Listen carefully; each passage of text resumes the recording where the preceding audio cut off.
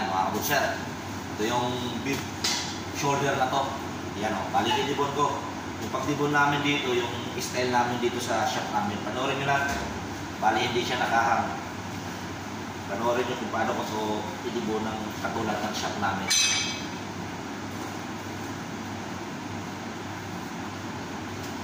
Yan. Hindi katulad ng mga bansang Europe na may parts talaga siya mga kabutcher. Ito wala. Yung style lang namin dito sa shop namin. Yan, kita nyo. Ganito lang kayo magdibon. Tanggalin ko muna itong palaypay niya.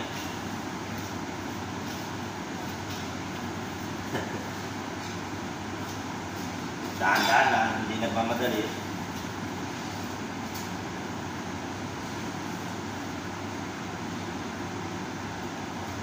Yan.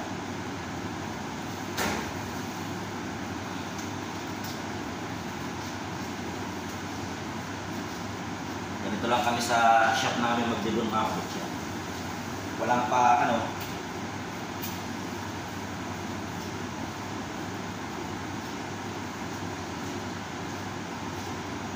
Pag hindi sanay, medyo mahirap, pero pag medyo araw-araw mo siya ginagawa, matutunan mo rin siya mga kabutcher.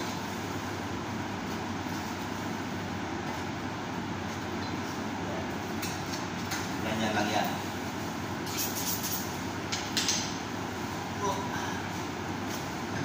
Yung mahirap ko sa umpisa pag tinanggal mo yung ano niya, palaypay niya.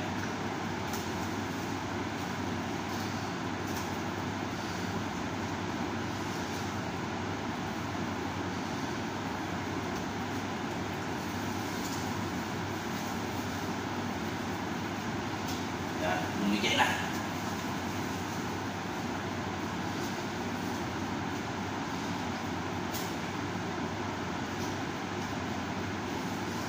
Yung ibang karne, ang bilis ng bakbakin ito eh. Yung mga sanay na talaga mga kabutcher. Yung araw-araw trabaho nila ganyan. Ako kasi hindi naman araw-araw trabaho. Saka ano na yung kamay ko? May injury na itong kanan ko. Kaya hindi na tayo pwede sa mga pang-Europe mga kabutcher. Hindi na tayo pwede pang-Canada kasi ang trabaho niya puro ganun. Puro, nakita niyo yung mga nagdibon sila. Puro ganun talaga yung hawak ng ano pagdidibon. Kaya days na lang tayo sa bansang Middle East.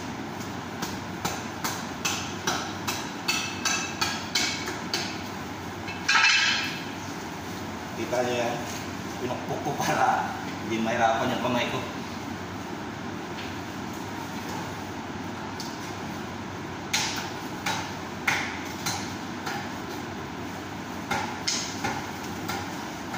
Wala talaga akong lakas mga kabutcher.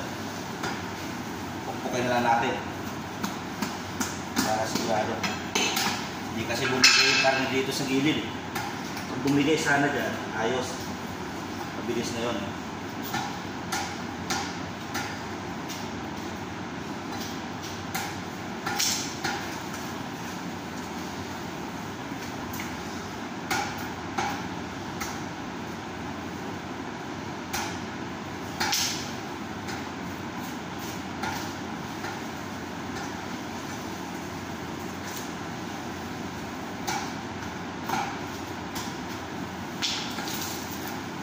Yan, tumigay na siya mga kabutcher.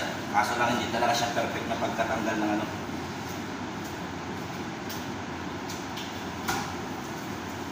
Dapat yan, sagad na sagad sa ano eh. Sa buto eh. Tingnan mo yung sa akin. Yan o. Dami pa rin laman. Kahit pa paano. Mayroon pa rin laman na sumayad.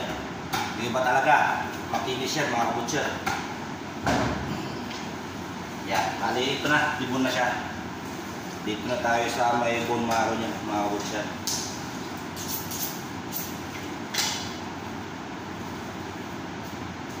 Yan. Isa ko dito. Yan o, mahina na yung gravy ko mga kabutcher. Pag yung mga araw-araw nakikita nyo sa mga ilang baka yung dinidibon nila. Hindi ko na kaya mga kabutcher. Pag once na ma-injury yung kamay mo dito, na ano kasi sa motor eh, mahirap na kasi laging grippings yan eh. Pang malakasan talaga yan dyan. Lalo na yung pagtatrabaho ng mga deboners.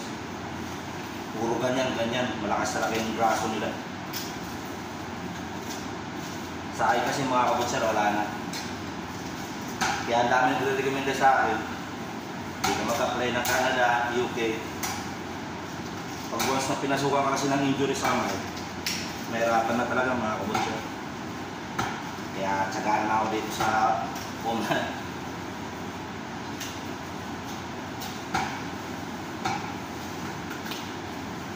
Basic lang yan, yung mga deboner doon. Kita nyo sa akin, tagal yung pagdidibon ko. Sa kanila, baka 2 to 3 minutes. 2 to 3 minutes, tapos na ito dibon. Ilang pala, saliwa. Saliwa. Oo.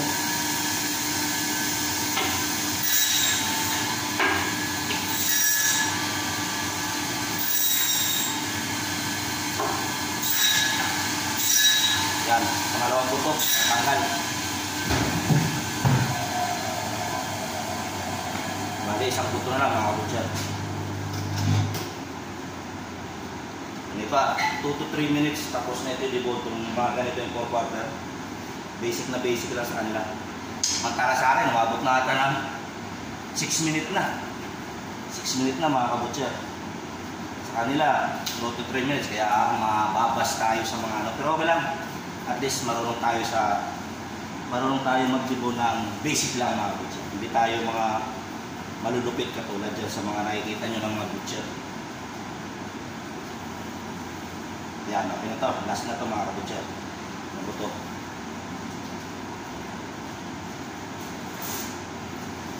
Yan. Yan ang buto niya. Ito naman yung totally shoulder niya, nabuo pa rin siya mga kabutcher. Yan o. Lapad.